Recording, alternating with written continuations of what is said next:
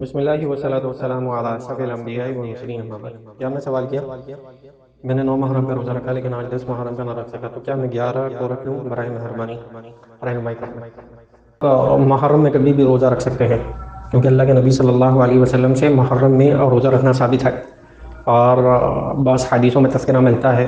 ابو ہریرہ رضی اللہ عنہ فرماتے کہ رمضان کے بعد سب سے افضل روزے کے لیے محرم کا مہینہ ہے، اس مہینے مفہوم میں حدیث موجود ہے برحال۔ تو آپ روزہ تو کبھی بھی رکھ سکتے ہیں۔ جہاں تک بات رہی عاشورہ کی فضیلت کی، 10 محرم کے روزے کی فضیلت کی، تو وہ 10 محرم کے روزے کے ساتھ ہے۔ اگر کوئی جان پوچھ کے اس کو چھوڑ دے بغیر کسی عذر وغیرہ کے، تو یقیناً وہ اس فضیلت سے محروم ہو جائے گا۔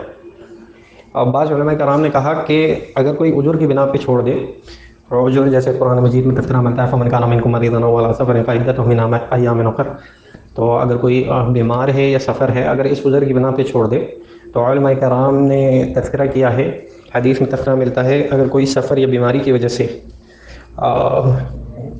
روزے کو یا اس قسم کی عبادت کو چھوڑ دے اور اس سے پہلے وہ رکھنے کا عادی تھا، تو اللہ تعالیٰ اس کو اجر دے گا۔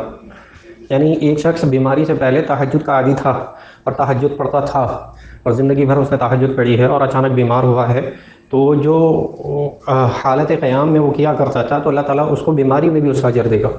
تو علماء کرام نے نقل کیا ہے کہ اگر عذر کی بنا پہ چھوٹ جائے روزہ عاشورہ کا، اور وہ عاشورہ کا روزہ رکھتا تھا اور اس کی نیت تھی، مثلا اس کی نیت تھی وہ اٹھنا بھول گیا، یا اس کی نیت تھی وہ بیمار ہو گیا، یا اس قسم کی اس کی نیت تھی لیکن سفر پہ جانا پڑ گیا، تو اللہ تعالیٰ اس کو اجر دے گا۔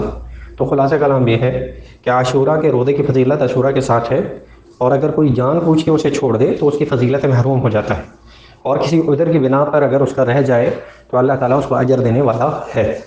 اور اگر آپ 11 کا روزہ رکھنا چاہیں تو آپ 11، 12، 13 آپ اس کا روزہ رکھ سکتے ہیں، وہ اللہ کے نبی صلی اللہ علیہ وسلم سے ثابت ہے، لیکن عاشورہ کی فضیلت عاشورہ کے روزے کے ساتھ ہے۔ واللہ اعلم، ھذا ما یلی۔